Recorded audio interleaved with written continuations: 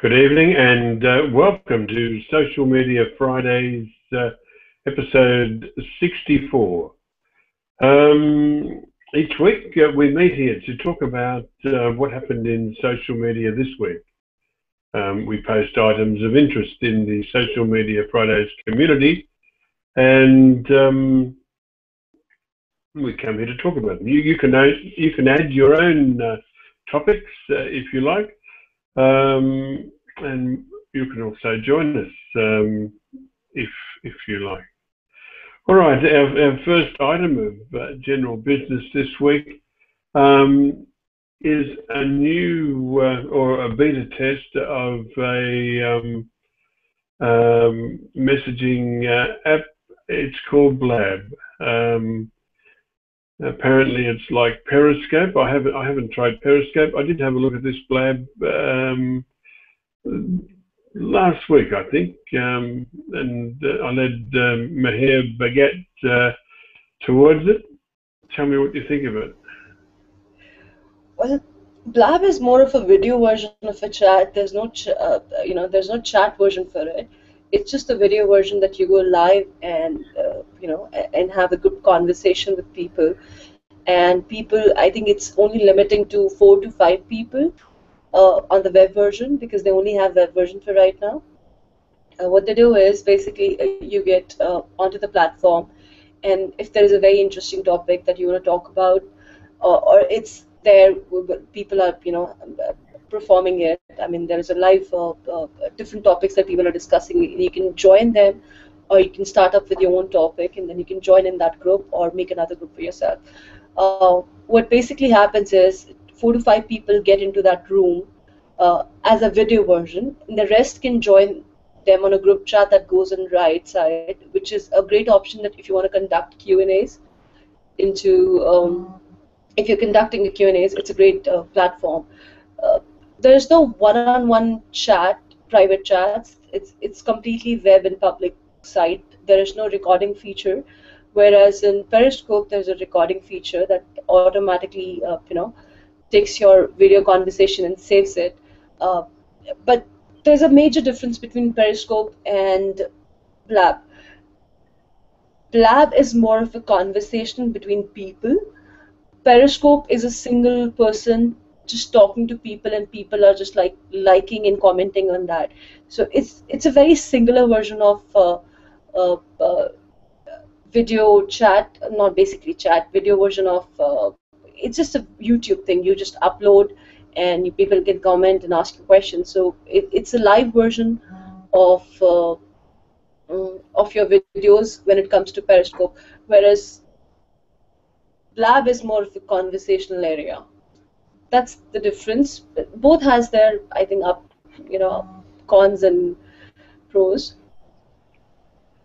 Yeah, I think you're completely right. Meshable is just dropping Periscope and Meerkat. To me, it sounds like they want to have more page views by dropping those words. For me, Blab looks more like Ustream or Twitch. Ustream is also about video. Their free version is with ads, and if you have a business, you can remove the ads by paying Ustream. Twitch is towards gaming. You can basically stream your games, and there are also professionals on Twitch. For example, now the Pro League for StarCraft 2 is playing. And to me, Blab is more like a conversation. So you have those. To me, Blab is more within the Ustream or within a Twitch business than within a Periscope or Meerkat. But I'm curious, how do they monetize it? Do you know that? I'm not sure because I haven't seen any ads that comes into whether you're live or just surfing around. I don't see any ad anywhere. So I think this is a beta version of it. They might be working on it, how to monetize. Yeah, and what is the added value? Because you can have similar talks on Ustream, or if you are into gaming, you can use Twitch for that. Both platforms have some form of social integration, like chats, followers. On Ustream, it's quite easy to share it on Facebook.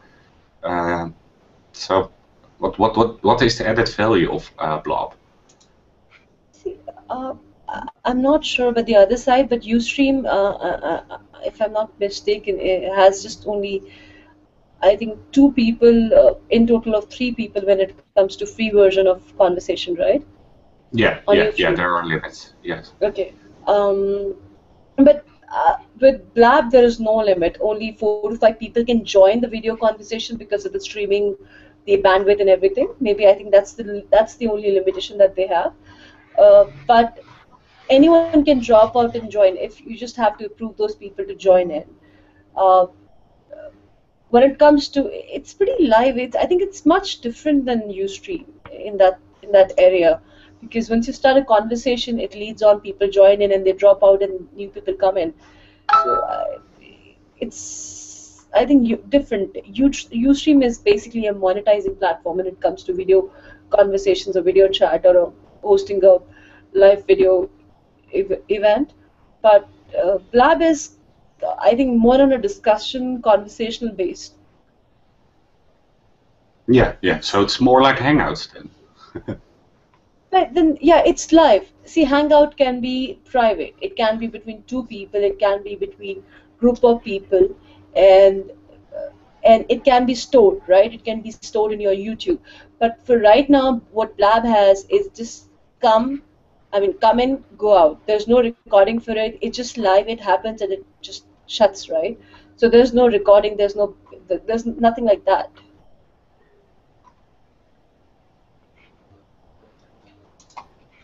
But I think it's a good platform. Maybe, if people can, a lot of people I've noticed while they were having group discussions, what I noticed that they found this as a drawback, that they do not have a recording feature that they can upload it to YouTube or any other services, video platform services that they use for their vlog. So yeah, I think that's the drawback that Blab has for right now. But I think it's a good feature. It's just come, go live, have the conversation, and move on. It's pretty practical in that regard. Yeah, yeah. And it is a crowded space. Mashable is also recording the Yahoo version, which is quite weird. Because it doesn't have any voice or sound. That's a weird thing from Yahoo. But it's getting pretty crowded with the videos. It's And slow. I'm curious if they aren't too late to the party. I kind of like it. I might like to use it, in fact. Might like to use it more than Periscope, because what I am getting here is the conversational platform. So what Periscope has is just that you go live and you do the video. That's it. I mean, the conversation there is just via chat, right? But here is that you can meet new people, have a conversation with them, have a very great conversation with them, and say tata bye bye. Right? So, I mean, you do have a chat segment here, but then here, the best part is that new people can come in and they can drop out, and other people can come in, have the conversation going.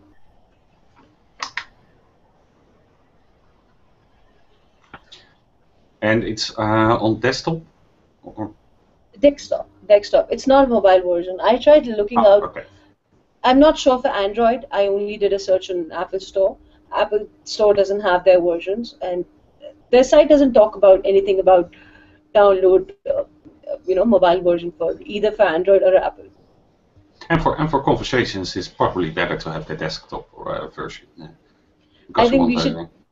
Why not we 3 try it today and check it out? I want to do that. I want to try that.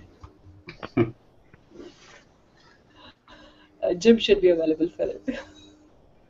I should what? Jim, you actually recommended me this link, How did you find it? Did you try it? I didn't recommend it. I just found it and thought you might be interested in looking at it. But yeah, I don't know. We're doing episode 64 of Social Media Fridays, and I'm 64 in a couple of days. All I need is, I mean, I waited all this time for Blab. That's all I need, another app. Okay. Will we move on to the next? Yeah, we can move on. But if you're okay and if you have time, we can try Blab today and test it out. Yeah. Okay. All right.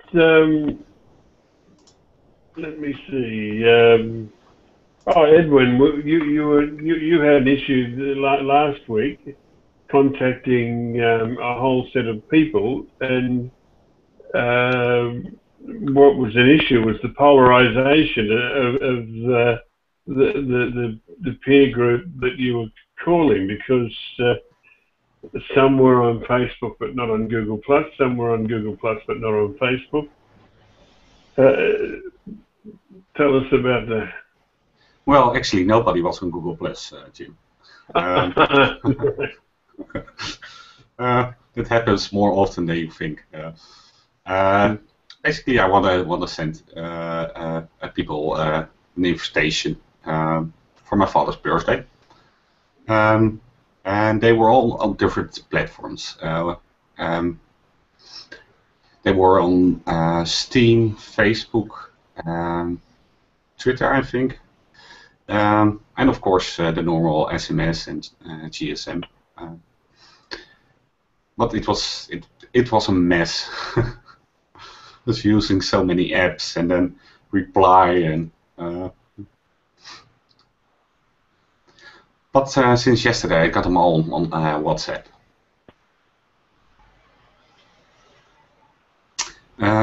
And your solution was to use Google Voice, which is pretty nice, but I don't live in the US. So outside the US,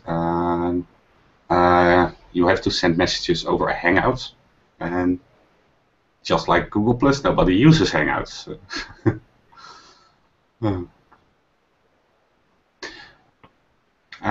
There is another way to SMS people from your desktop. Most mobile carriers, they have your mobile number and then add and then some URL to push out SMS messages from your desktop. Right? You basically email as to SMS. The problem there is that most carriers don't really support it that well. It breaks, and some have moved it over to the business for only business clients. So that doesn't really work at all. There's also a standard called XMPP, which was basically killed by Facebook and Google. They used to have for Facebook Messenger and for Google Chat, I think it was called back then. They both supported the XMPP standard, so you could easily move. There were clients for XMPP, and you could send out messages to Facebook and to Google Chat, or to Gmail, basically. But that was killed by both companies. Yeah.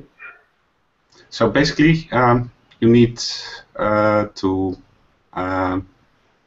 agree on one platform and move on from there. In my case, it was WhatsApp. We need a platform to manage the platforms. Something like that, but I don't think Facebook nor Google will allow that, right? They want you to experience the whole experience. Yeah. Must be a way we can get around it. We might even tack in crawling Google search results as well. We get enough peers out there available. We could perhaps leverage it, Edward.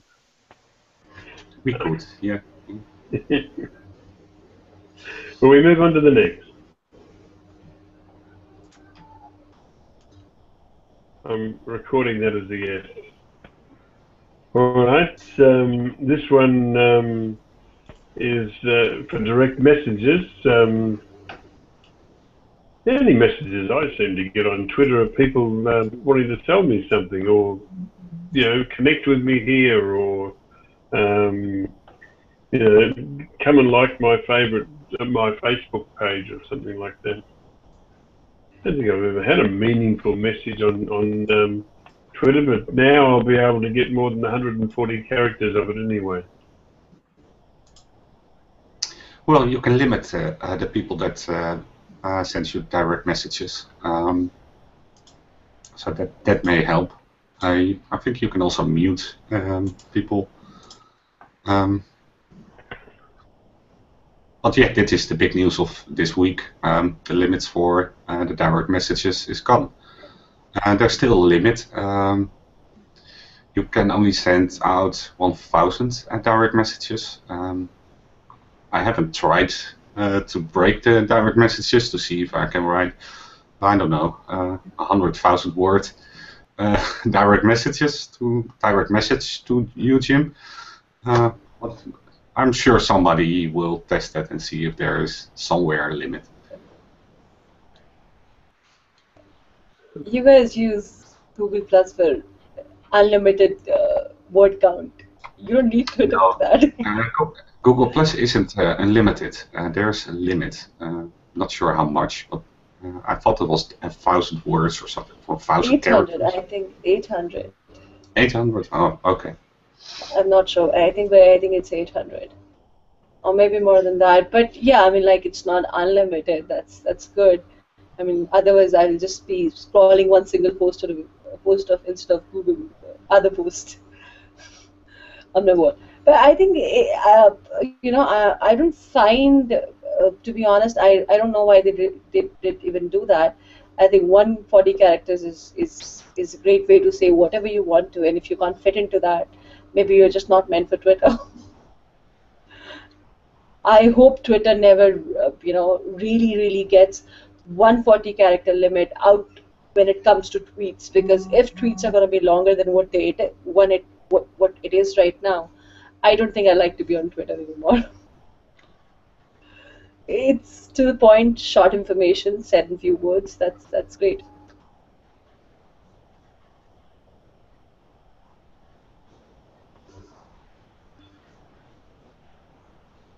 Now Jim is going to get lengthy messages as spams. Follow us on this page, blah, blah, blah. I was just checking my messages. Yeah. Any comments on this one? Now you're going to get 4 out of 3. I mean, 4 out of 2 now. You were getting 2, now you're going to get 3 lines, 4 lines. More than that, maybe. All right. Let's go to the next one. This one I have no idea about. But I hope you do, Meher, because you posted it. How to keep technology from mocking your broken heart.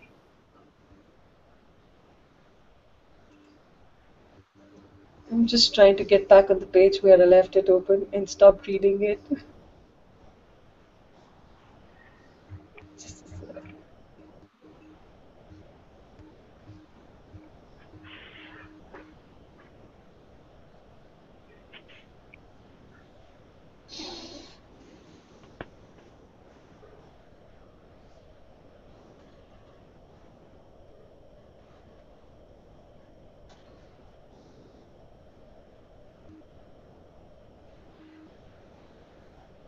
To be honest, I went on bottom when I was reading this. All it said was stop stalking, autocomplete no more, password sweep. This post basically, talks about your exes and boyfriends and this and that. The personal information that you share, the images, that you're tagged in, you know, it comes alive when you actually go through a bad breakups. And suddenly when you get back onto the platform, every year there is a reminder, last year that this is what you did, right? Uh, Facebook does have that feature that every year on your birthdays it tries to makes you a video of your old memories. Just not that, there are other features that it has, and it's a constant reminder of your past. I think that's if it's good, it's good. If it's not, it's horrible when it comes to present. Your past comes to present.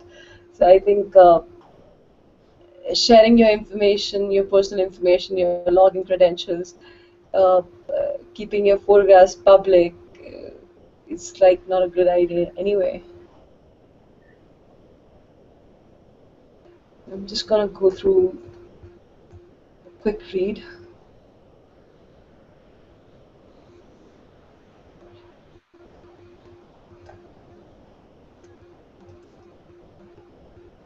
It's a lengthy post.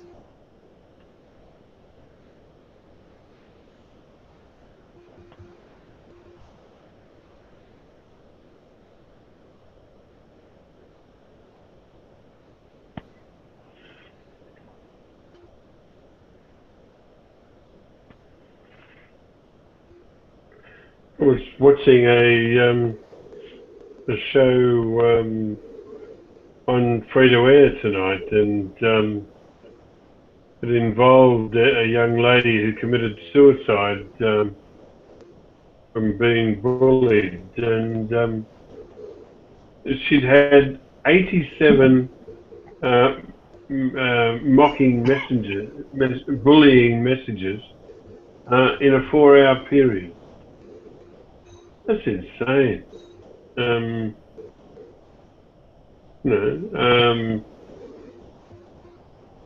Yeah, anyway, sad.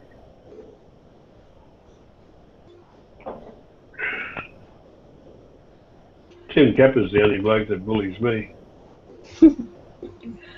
Not only that, there are a couple of other cases that this post shows. A woman leaving, and then 2 years later she's checking out her husband's ex-husband inbox, and she's finding out new things about it. And I think that's really insane.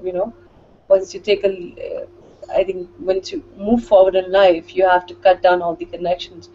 And stalking is purely evil. That's what I feel. It's purely evil. It makes you do stupid and regretful things in life. So why do that?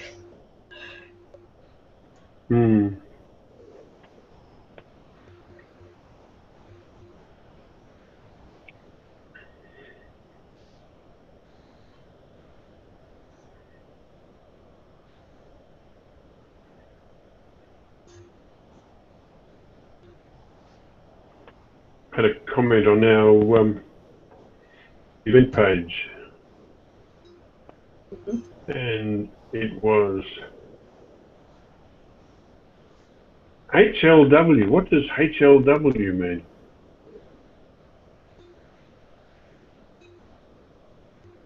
Okay, no one knows. Well, any more comments on this one? You posted this, Meher, thinking and reading, and this is getting creepy, you said. Yeah, I mean, why? I mean, of course it is. Your broken heart. Why? I mean, it is because, I mean, maximum people that I know are online, and they share their private information with their spouses, their boyfriends, and and there are a lot of other things that are shared online. Their pictures together, this and that. So once you've been through a bad phase and it's all gone and it's all in the past, why still have that information? Why even keep your password? Why not change it? Why not make sure you're much secured? Be it whether you're a woman or a man, you just should move forward and change everything that you want to. It should be in a secure sense.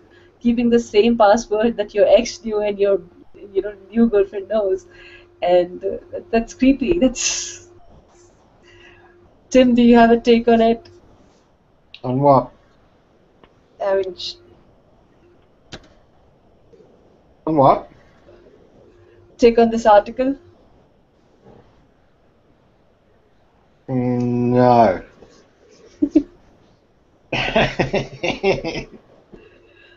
What are we talking about? Sorry. How to keep technology from mocking your broken heart.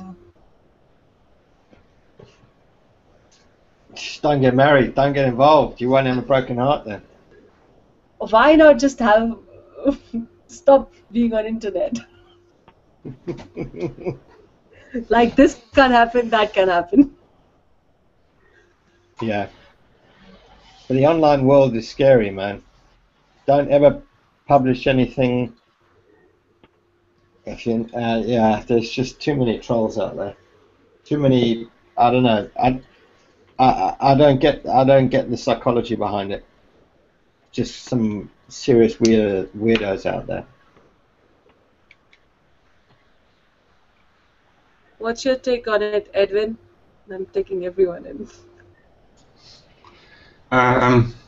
Well, I don't really understand what they are doing here. Right?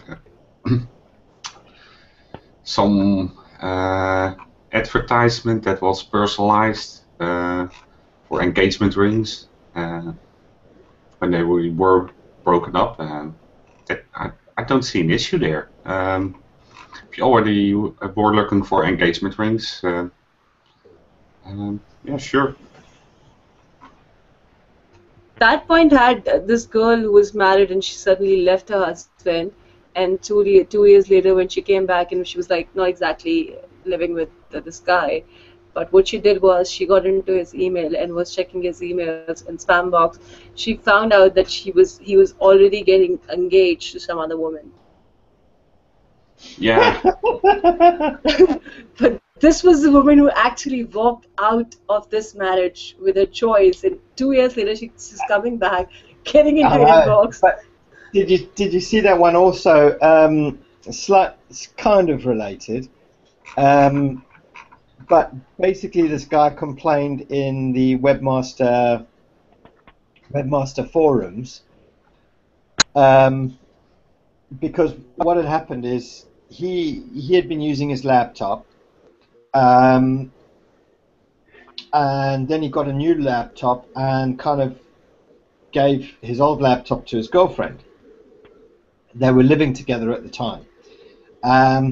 Then a while later, obviously being logged in, he started searching for engagement rings and stuff. And of course, his girlfriend, he had never kind of logged out and removed his login details on his old laptop, so she could see in search history. She could see that he was searching engagement rings, diamond rings, honeymoons, things like this.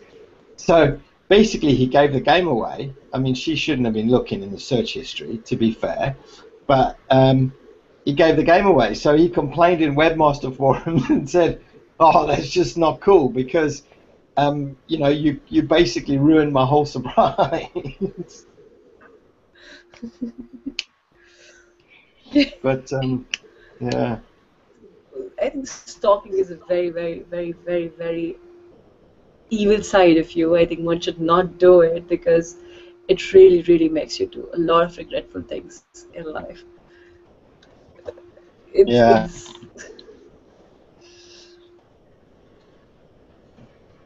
I think, the best I can take out of this, best I can say out of this whole article is that please stop sharing your damn password with your boyfriends and husbands. And if you're sharing it, change it when you change them. That's it.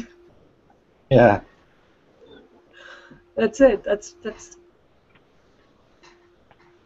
I think that's it. I don't have much to say about this.